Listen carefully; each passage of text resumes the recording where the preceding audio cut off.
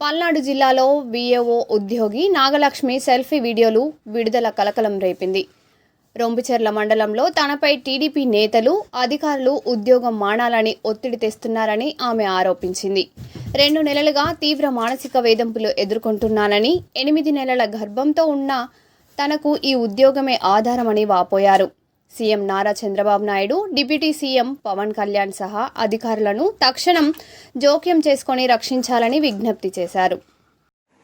గౌరవనీయులైన ఆంధ్రప్రదేశ్ రాష్ట్ర ముఖ్యమంత్రి నారా చంద్రబాబు నాయుడు గారికి, ఉప ముఖ్యమంత్రి కొనిదెల పవన్ కళ్యాణ్ గారికి, పల్నాడు జిల్లా కలెక్టర్ గారికి, అలాగే పార్లమెంటు సభ్యులు లావు శ్రీకృష్ణదేవరాయలు గారికి నమస్కరించి తెలియజేయనిది ఏమనగా, అయ్యా, నా పేరు కొమ్మాలపాటి నాగలక్ష్మి.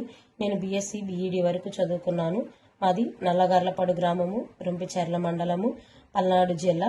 అయితే నేను నల్లగార్లపాడు గ్రామంలోని కిరణమయ వివోకి వివోఏగా గత 7 సంవత్సరాలుగా పనిచేస్తూ ఉన్నాను. నా విధి విధానాల్లో నిస్వార్థపూరితంగా, ఎలాంటి స్వార్థం లేకుండా అంకిత భావంతో పనిచేస్తూ ఉన్నాను. నా మీద ఎలాంటి ఎలిగేషన్స్ లేవు. నేను ఎప్పుడూ కూడా ఎలాంటి తప్పు చేయలేదు. గత 7 సంవత్సరాలుగా నేను ఈ వృత్తిలో కొనసాగుతూ ఉన్నాను.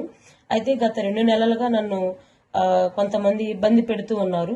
వారు ఎవరనంటే, రొంపిచెర్ల మండల ప్రెసిడెంట్ అయినటువంటి పల్లెల నాగిరెడ్డి గారు, అలాగే రొంపిచెర్ల మండల ఏపీఎం గారు నన్ను ఈ వృత్తిలో నుంచి తప్పుకోమని ఎంతో ఒత్తిడికి గురి చేస్తున్నారు. కారణం ఏంటంటే, మీరు టీడీపీ పార్టీ వాళ్ళు కాదు అని చెప్పేసి అని అంటున్నారు. మా అన్నయ్య రొంపిచెర్ల మండల జనసేన ప్రధాన కార్యదర్శిగా పనిచేస్తూ ఉన్నారు. అయితే నన్ను 2 నెలలుగా తీవ్ర ఒత్తిడికి గురి చేస్తూ ఉన్నారు.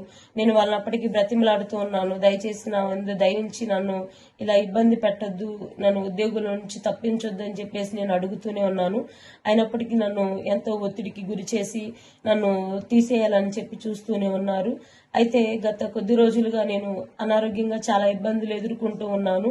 నేను 7 సంవత్సరాలుగా ఈ ఉద్యోగం మీద ఆధారపడి ఉన్నాను. నా జీవనాధారం ఇదే.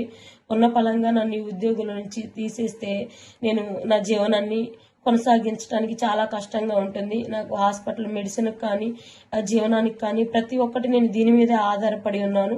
ప్రభుత్వం వారు నా యందు దయవుంచి నాకు న్యాయం జరిగేలా చూడమని నేను కోరుకొనుచున్నాను. మరొక విషయం ఏంటంటే, నేను వివాహం జరిగి నాకు 14 సంవత్సరాలు అవుతుంది. ఈ 14 సంవత్సరాల్లో నేను ఇప్పుడు గర్భవతిగా ఉన్నాను. నాకు ఇది 8వ నెల. అయితే వీళ్ళు పెట్టే ఒత్తిడిని నేను తట్టుకోలేకపోతున్నాను. ప్రభుత్వం వారు గత వారంలో సెల్ ఫోన్స్ ఇచ్చారు. సెల్ ఫోన్స్ ఇచ్చినప్పుడు నాకు కూడా సెల్ ఫోన్స్ ఇస్తాను రమ్మని చెప్పేసి అంటే నేను అందరితో పాటు ఆఫీస్కి వెళ్ళాను.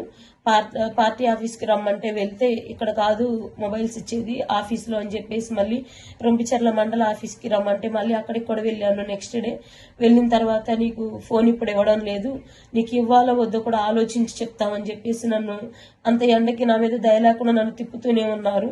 అయితే నేను చేసే ఉద్యోగంలో నేను ఎలాంటి తప్పు చేయలేదు. నేను తప్పు చేశాను అని అనిపిస్తే ఖచ్చితంగా నన్ను విధుల్లో నుంచి తప్పించమని చెప్పేసి ప్రభుత్వం వారికి తెలియజేస్తూ ఉన్నాను. ఎందుకంటే నేను ఈ జీవనం మీదే ఆధారపడి ఉన్నాను కాబట్టి నాకు నా యందు దయవుంచి నాకు న్యాయం జరిగేలా చేయమని ప్రతి ఒక్కరిని కోరుకుంటున్నాను. నేను ఆర్థికంగా, ఆరోగ్యంగా ఉండడానికి కారణం కేవలం ఈ ఉద్యోగం మాత్రమే. కానీ ఇది నా నుండి ఇప్పుడు దూరం చేయాలని చూస్తున్నారు.